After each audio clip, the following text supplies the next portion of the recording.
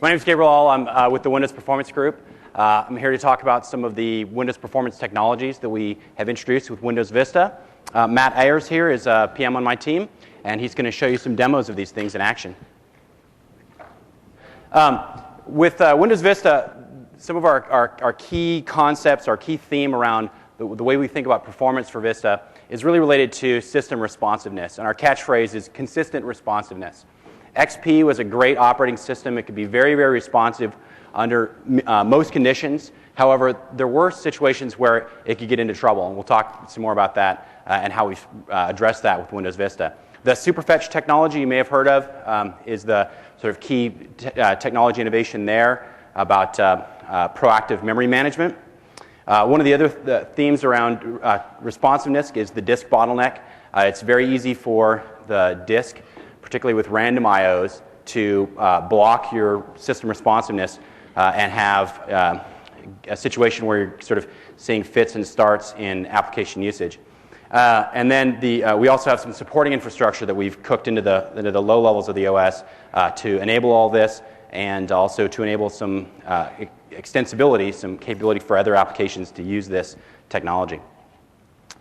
So inconsistent responsiveness, there are a number of things that can cause inconsistent responsiveness, but the two really key things that we go after are poor memory content.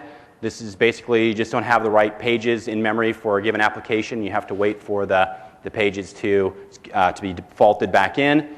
And this can happen because of usage over time. You're switching applications, and one certain application has had its memory paged out. Also, transitions like fast user switching after a hibernate, or after you just go to lunch and you have background tasks kick in or running big applications, and then that can push the contents out of memory. And then, of course, the random and blocking disk operations can inject a wait for the application to be able to come back and be responsive to the user.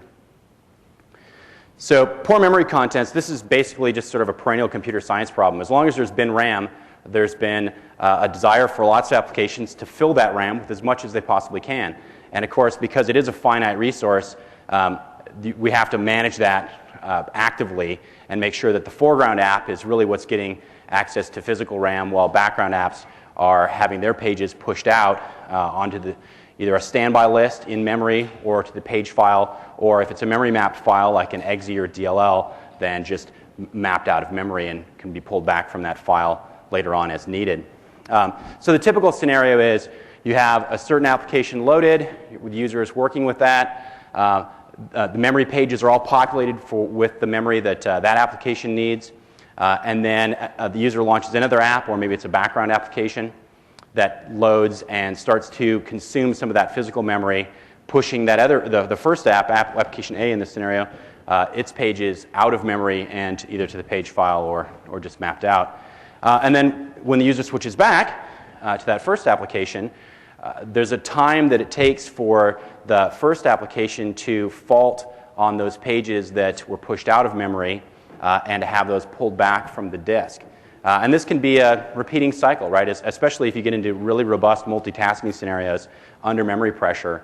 This can turn into a sort of jerky, unresponsive system. It's compounded by what we call the seek problem. And really what we're seeing here is that disks are getting much, much faster, right? The sequential access times for a disk is increasing over time.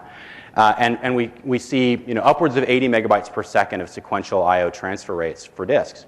But seek times are not increasing as significantly. For a 3.5-inch drive, the average seek is about 10 milliseconds. And if you're seeking back and forth for 4K segments, as you are when you're doing faulting memory pages back into memory, then that seek time translates to about 1 megabyte per second of effective I/O rate. And you can imagine if you've got an app that needs 50 megabytes worth of pages, it's going to take 50 seconds to pull all that stuff back into memory. So this bottleneck, because of the seek problem, can turn into an inconsistent user experience. And it's a sort of predominant problem in the way that the workloads for most users work today. The mobile mark, if anybody's familiar with this benchmark, this is a very common benchmark. It uses Office applications and Adobe and various other things. And more than half of that benchmark, the things that take time, are 4K random IOs. And this is compounded by the way that a transactional file system like NTFS works, where you're writing to log files and reading the MFT and looking at various parts of files. So a single DLL can be 5 or 6 entries, which means 5 or 6 seeks in order to pull the whole DLL in, even if there are chunks of it that are done sequentially. So, and then of course you've got applications that can be quite large and have a lot of these DLLs. So you wind up with a lot of this random I/O going on. So one way to mitigate the seek problem is just to have a huge amount of physical RAM. And that way anything that's loaded can be pushed up into memory and not really paged out. Today, huge is, for consumer applications, is 2 gigs. For some more professional applications, can be 4, 16, or greater. But one thing we can count on is that as much RAM as you throw at a system, application developers are going to find a way to use that RAM and make their applications bigger, and therefore the problem is always sort of a chasing your tail sort of situation. So the next best solution is to be predictive, to proactively cache pages before they're needed. And this is what Superfetch does. Superfetch is really a breakthrough memory management system because it's not based on a simple, most recently used algorithm, which is how most memory management is done. The last thing that's in memory is in memory until it's paged out by the next thing. What Superfetch does, though, is it profiles the page usage. So it's not actually tracking the application usage or what the user is doing, just the memory pages. And for each of those memory pages, it tracks the access patterns and when it's used and how it's used and what context it's used in. So, for example, a browser helper object in IE will be related to Internet Explorer, right? Because those two things are used together. And Superfetch sees how that contextual relationship works. The cool thing about this is that it can be very predictive, even across sort of complex user scenarios. So take probably a lot of you guys in this room that are, road warriors. You have your laptop. During the week, you're doing a lot of work, probably using a lot of Outlook and Word and PowerPoint, Excel, etc. But on the weekend, maybe playing some games, doing some photo editing, or whatever your hobby happens to be. And Superfetch is going to see that sort of temporal aspect of your usage. And on Saturday, when you're typically playing games, it's going to look at the last pages that were used last Saturday and the Saturday before, and proactively cache those pages before you need them, so that your applications will start quicker and be more responsive when you go to use them, because it is pushing those good pages back into memory. It's also very resilient. So in the scenario we were talking about before, where you have one app loaded, another app comes in, does some work, and then you have to page fault back in the memory pages from the previous application. What Superfetch will do in that scenario is, chances are one of those applications is something that you use a lot, right? If it's up, it's a foreground app, it tends to be something you use quite a bit.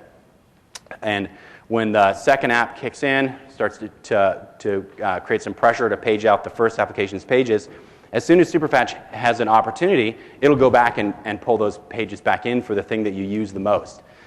So the after lunch scenario is the one that we like to talk about for this, because this is really the most pathological thing, where let's say that before lunch you're working in a PowerPoint deck or working on some code maybe in Visual Studio, and you go to lunch and maybe a domain script kicks in, or you have a defragger set to run, or you just have some other background activity that happens.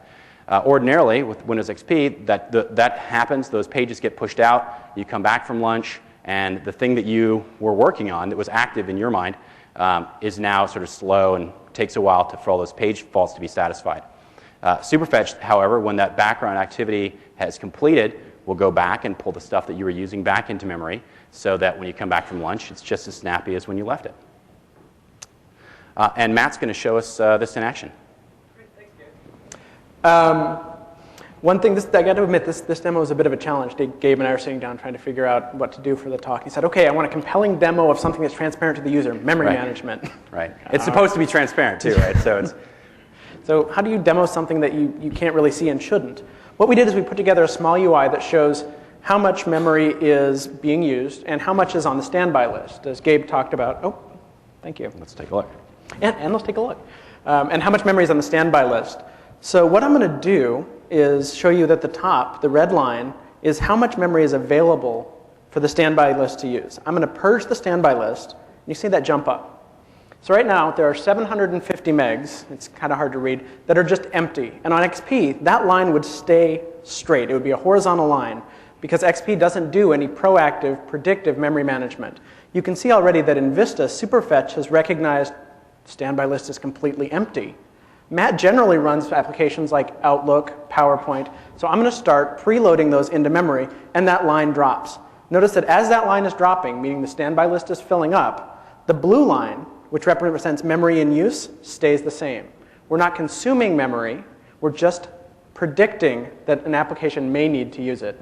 Right, that's an important point too, because what this means is that all these memory pages still show as being available in the system. If you go and look in perfmon at the available bytes counter, it still stays set. This memory is all available because available bytes includes 0 and free as well as the in use on the standby pages. So to an application, it says, hey, I've got plenty of memory available for me.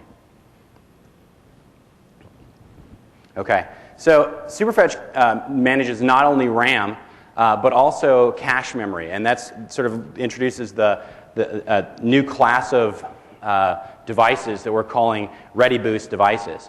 And basically, this is just your typical USB flash devices, but we can also use SD memory and compact flash. We can use, what else? Sony memory sticks. Sony memory sticks. Samsung is introducing a solid-state drive. We can use that. So what we're doing here with this Ready Boost technology is basically using this Superfetch cache population logic and providing it with another pool of space that it can use.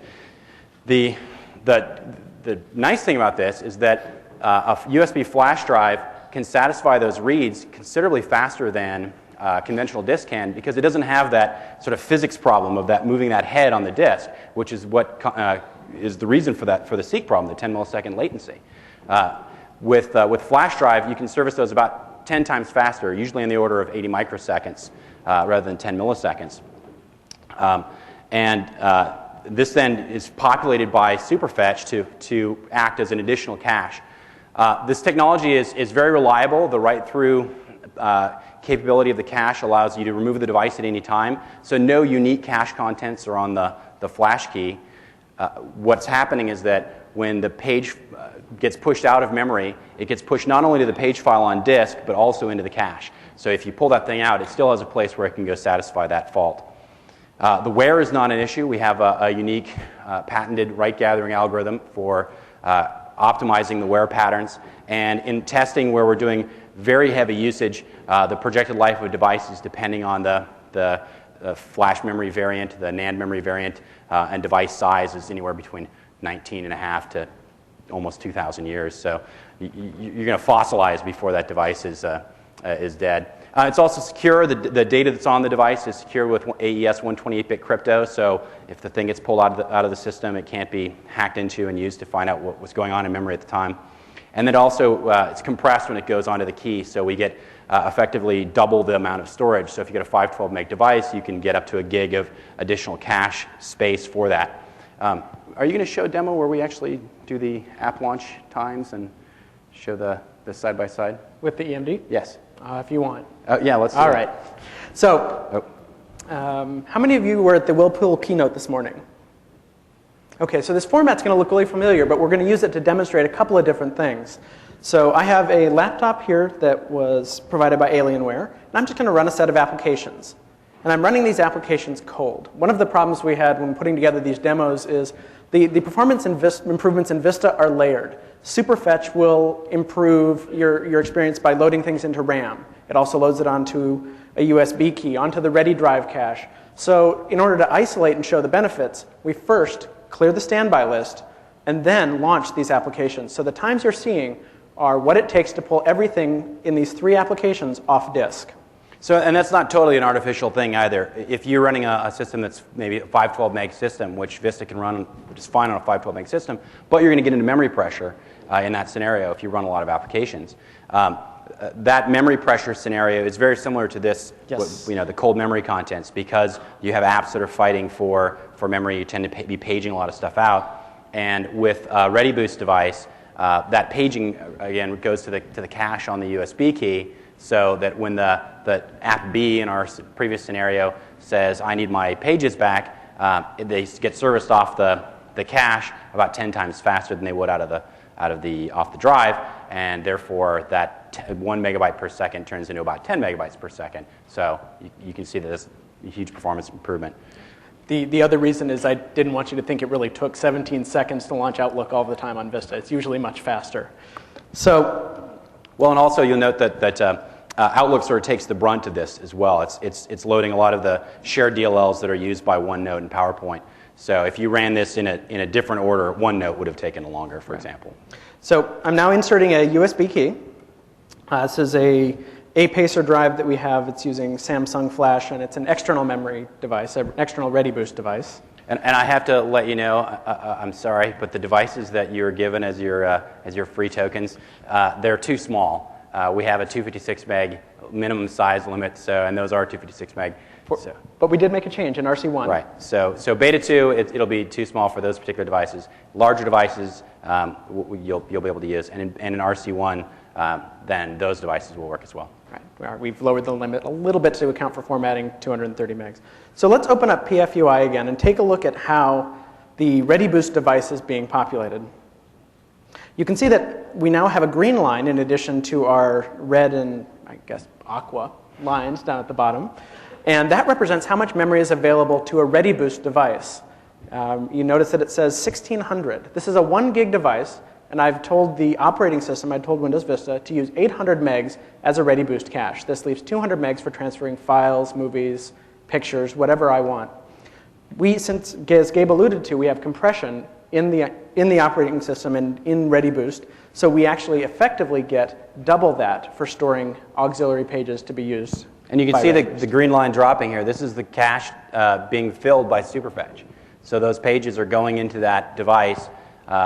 Because Superfetch now sees it has this additional cache space, it can say, gosh, there's a lot of stuff that I wasn't able to cache in main memory that I'd like to cache, and now I've got this additional pool of memory that I can use, and it can fill that. Right. So you'll see it took a little bit of time to think about, okay, what do I really want to put into this cache? And then as that line drops, that's ReadyBoost using low priority, or using I/O at a low priority so it doesn't interfere with what you're doing to fill up the ReadyBoost cache. And as soon as this hits, and it will plateau out, so you'll get sort of a bend in the curve. And as soon as that gets down there, we'll run that same set of applications again, only this time assisted by ReadyBoost.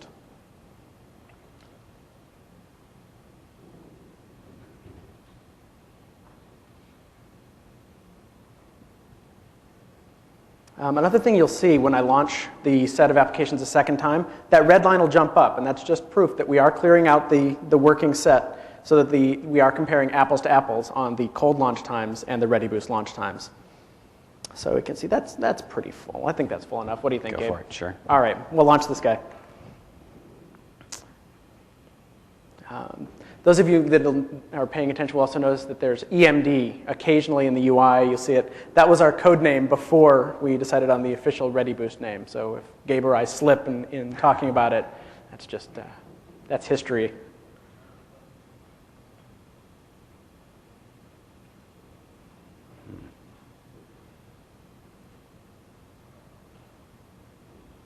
Well, maybe we should have given a little bit more time to cache. We should have let it cache. Well, and that's actually something that's not surprising. Remember, it's predictive. So there are a lot of things that go on in the operating system. We do our best guess. You notice that it really cached the OneNote page as well. The other thing that it does is as you use the system in your day-to-day, this was a best guess. Let's run that again. Let's take a look and see what happens now that it knows that I run Outlook, OneNote, and PowerPoint. Again, we'll see the red line jump, empties out the working set, and we're just going to replace those 3 numbers with the actual times now it knows that's something I'm using.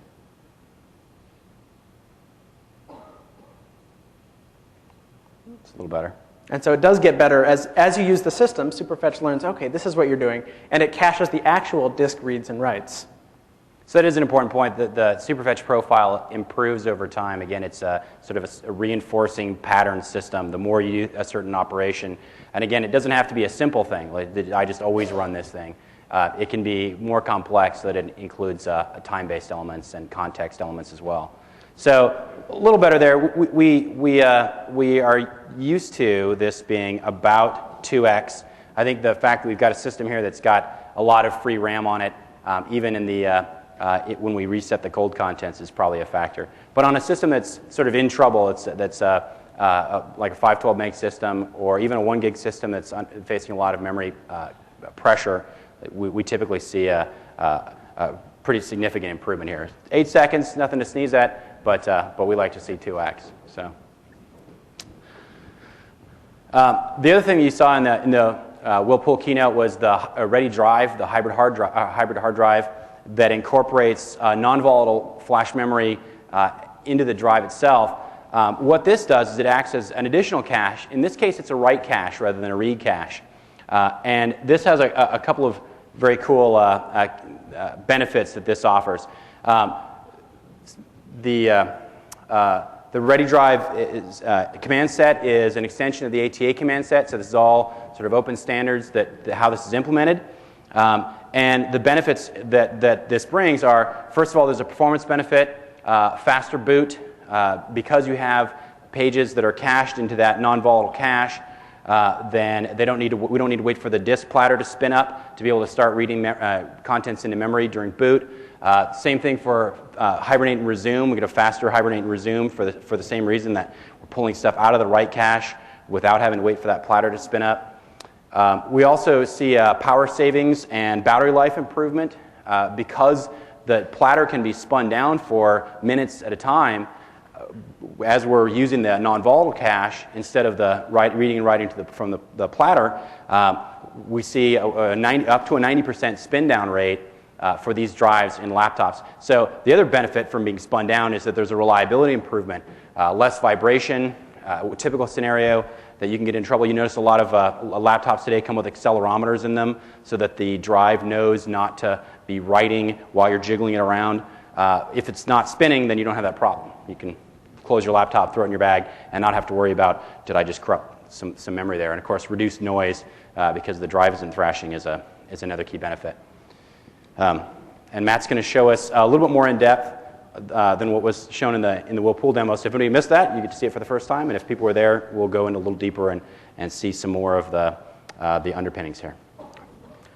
Thank you. So this morning, what we talked about was that we had filmed this in our lab.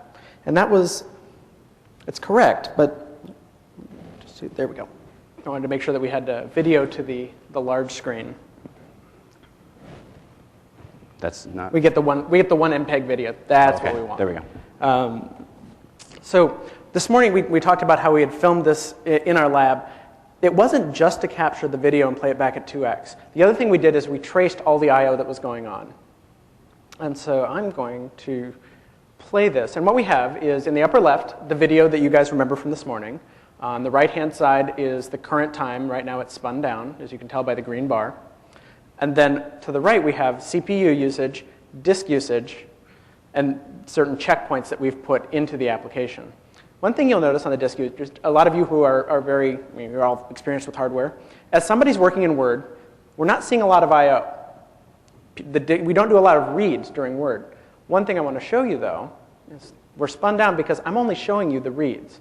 When I show the writes, you can see how much activity there actually is on the disk, even though the user isn't initiating it. There's logging going on in the background, startup applications, things that are going on that Word writing temporary files, so that even though the user isn't reading or writing from the disk explicitly, writes are happening in the background.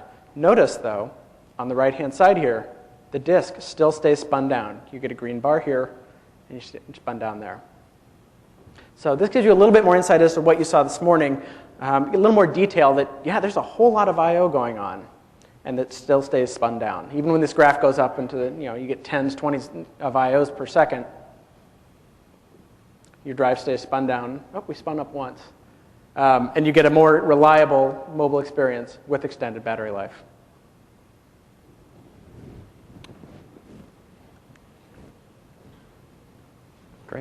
The low priority I/O is a change to the file system I/O streams to allow the ability for an application to say, I want this I/O done, but it can be done opportunistically in the background. So we've long had the ability to throttle CPU in this way, right? Apps can say, set my thread priority to be low or high, but I/Os were always treated the same. So a foreground application that's trying to do real work for the user can get upset by a background task kicking in and trying to do some work while that app is running.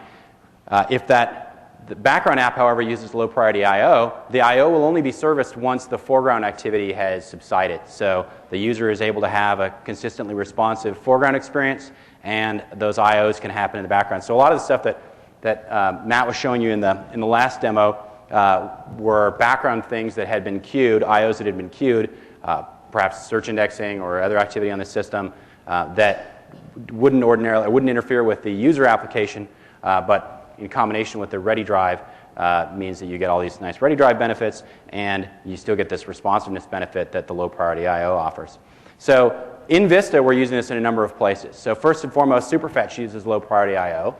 Since it's a performance optimizing thing, we didn't want it to get in the way when an app is trying to do some I/O, and so that is all done opportunistically in the background. Search indexing is also low priority I/O. Windows Defender, its scans are low priority I/O. The defrag is low priority. And the last one I'm going to talk a little bit more about, the startup applications. What we've done in Vista, or what we learned pre-Vista, was that customers have a lot of stuff in their run key and their startup menus. The average customer has about 40 items. And most of those are things that they want. They're QuickTime, they're various applications, they're user mode components for drivers. So there are things that the user wants. But what happens is that when you boot, the UI for Explorer is not interactive while all those things load. And so what we've done is we've boxed all those things in low priority I/O so that they still come in and load, but you can get immediately to your desktop. You don't have to wait for all of those things to happen in order to start interacting with your PC. Thanks. While it's fresh in your mind, let's talk about low priority I/O. So what I've done is I've rerun the cold applications. You guys are all familiar with what that looks like. I'm going to run them now with a competing load. And this could be anything from a file copy to, as Gabe was talking about, your virus scanner, your disk defragger, applications that tend to run when the user isn't actively using the machine so that there's not that competition. You're all familiar with the disk thrashing that Greg talked about in Will's keynote this morning. It just is not, this white box here is a perfect example. Two applications fighting for a standard resource on a computer, it's just going to slow everything down. So it's actually slower when both of them are fighting than if they had been run one after another.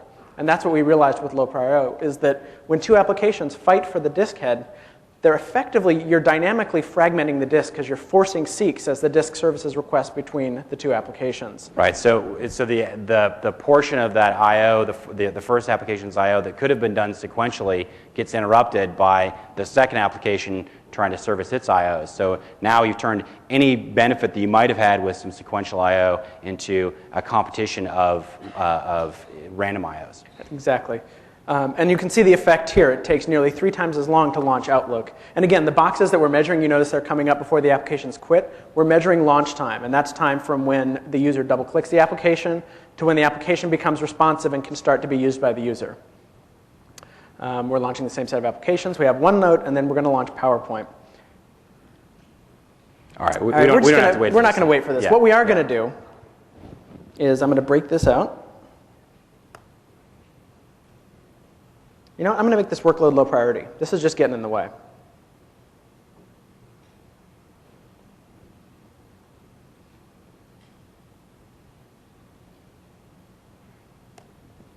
And now that we have a low priority workload, let's try and launch those applications again.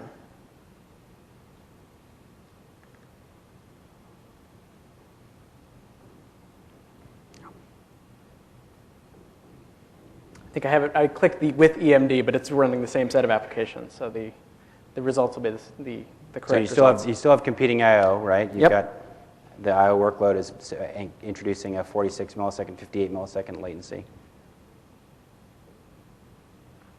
I think we still have the old set of applications interfering right now, so I'm going to bring up Task Manager. Show all users. This is how you know this is a real demo. This is a live demo. It's not canned. And we moved to using two beta products together, so this is a brave demo, if nothing else.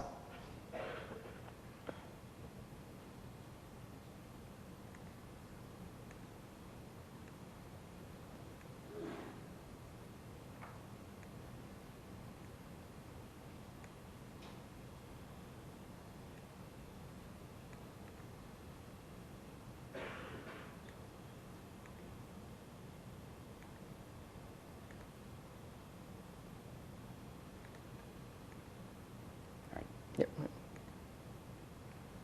you have to kill them at the same time? Yes. Okay. Well, we'll come back to this because Matt's. Tell you what, we'll come back to this. Matt's killing all these send caps here. So the last thing to talk about is performance tuning and diagnostics. So with Windows Vista, we've added a new kernel logger called the CKCL, the Circular Kernel Context Logger, and this runs in a circular buffer, which allows us to plug into the Windows diagnostic infrastructure and look for events that where a performance problem is being introduced. So the detections that we have in Vista are around the transition states, so resume from standby and boot. If a user installs something that causes their next subsequent boot to be considerably slower, then the CKCL will catch that, and the diagnostic infrastructure will catch that, and it will log an event. And those will also be available to view in the Performance Center in Vista. And actually, maybe we can show that, Matt. All right. You have a Beta 2 build here. Let's switch back. I do. Let me get all of these out of the way. Okay, so. All right, I will let you All right. nuke that guy. And I'm guessing since we've had some stuff going on here that we'll probably have some events in there. Let's take a look.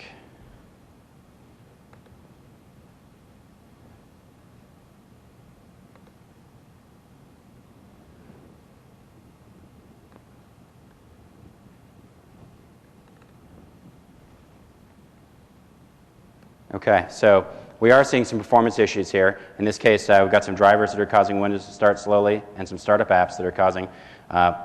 This is like totally wild, so I apologize if anybody in this room worked on these, because I don't know what they're going to be. Okay, so in this case, it looks like the error reporting was causing a problem. It looks like that may have kicked in while Matt was doing his demo and conflicting with the search indexer. And I can also go and view details in the event log from here, where it gives me a little bit more information about what was going on and some context around the performance problem.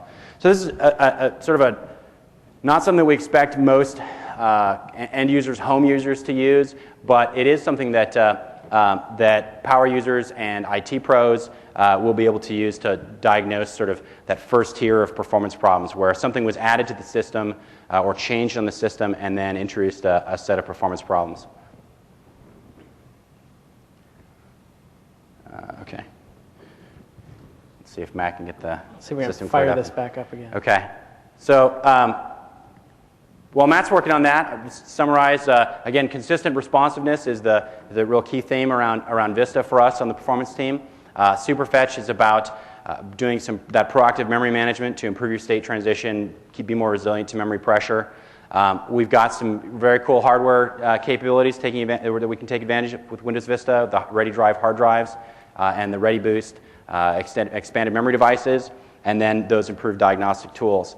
And then really the call to action for people here is to use prioritized I/O whenever possible to make sure that you're not introducing any foreground load that can be done in the background.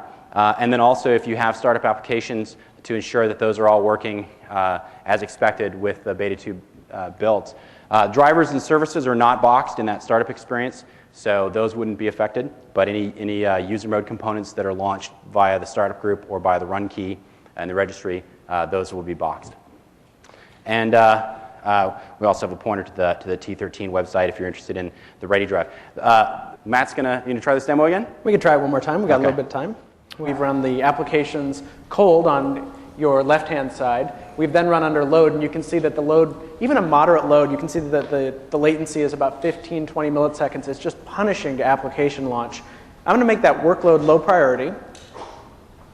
And this is the equivalent of startup app boxing. This is a program. We're doing this in a demo, but this is what Vista does for startup apps to put them into the box. We're now going to run under low priority load again. And what you're seeing, the two boxes, the time boxes, below that is how much work did the actual workload write to disk. And so when you run it under low priority load, you're going to get better application times, and you're going to get less written to the disk because the low priority workload steps out of the way. So you should see very similar to the first times. Yeah, we get a few percent more because there is still activity going to the disk. And that's an important thing to note, is that we never starve low priority I/O. We have algorithms to make sure that it's throttled back, but it's never completely starved. So you are getting work done, even though a user may be doing heavy disk activity that's normal or even high priority. So you can see, even though the load's running, we're doing much closer to the cold times. And again, there is a little bit of variability because of the NT file caching or the track buffer. Some things get pushed out, but by and large, you should have the same order of magnitude under a low priority load. One thing I'm going to point out real quick, on the right-hand side, you can see that the numbers, the 15 millisecond, it's taking a lot longer for the workload to do the work. Great. So if I could direct your attention back to the demo really quick, we've finished with the low priority I/O. You'll see that it's much closer to the total where there's zero competing I/O, but some work still did get done. It's over an order of magnitude less, but the user also had a more responsive experience. The other thing to point out is this dial, the further you slide it to the right, the more the workload hits the disk. And if you slide it all the way to the right under normal load, the machine becomes pretty unresponsive. But here under low priority I/O, it doesn't matter. That workload will get out of the way. So you still have a ton of IOs going. You have a 500 millisecond latency to that. Yeah, it's just insane. Yeah, so we're trying to hammer the disk. Huge IO pressure. If he made that non-low pri, it would basically stop this system. And this is sort of an artificial thing, but you can see the ability of the system to maintain its responsiveness even under this heavy IO load. All right. Well, great. Thank you all for coming. Thanks.